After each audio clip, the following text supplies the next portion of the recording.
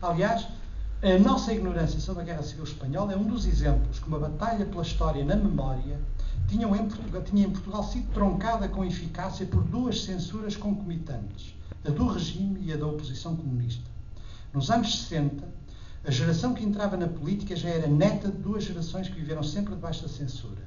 Um mecanismo singular de repressão mais importante do Estado Novo, mais eficaz e mais duradouro nos seus efeitos do que a PIDE ou qualquer outra instituição do regime.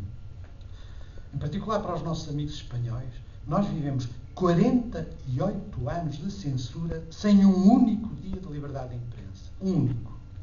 Algo que só pode ser comparado no século XX à censura soviética.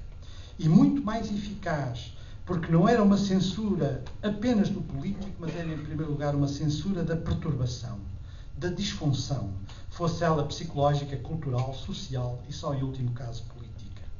A censura proibia as notícias de homicídios violentos, proibia as notícias de suicídios, eram sempre acidentes com armas de fogo, proibia as críticas aos árbitros de futebol, permitia, são tudo casos em que eu estou a ver os cortes da censura, proibia as críticas à maneira como se vestia o príncipe de Gales.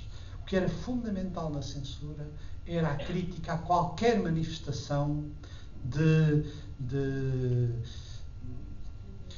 insubordinação, de perturbação, de disfunção de um tecido social ordenado. A parte política da censura era irrelevante.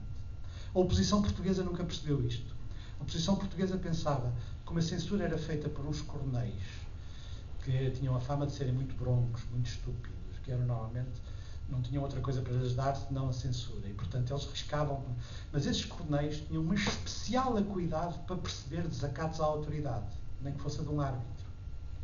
E 48 anos de censura de qualquer perturbação social, mesmo que fosse de origem psicológica, como quando um homem dá um tiro na cabeça, está em conflito com si próprio, pelo menos, tiveram um efeito devastador na nossa vida coletiva. A censura é um dos mecanismos fundamentais para perceber o salazarismo e eu penso que em Portugal tem uma importância muito maior até do que em Espanha e em outros países que conheceram ditaduras. Greves, guerra civil, violência revolucionária, em 1968, nem o regime do Estado Novo, nem a oposição dominada pela cultura realista dos comunistas queria falar.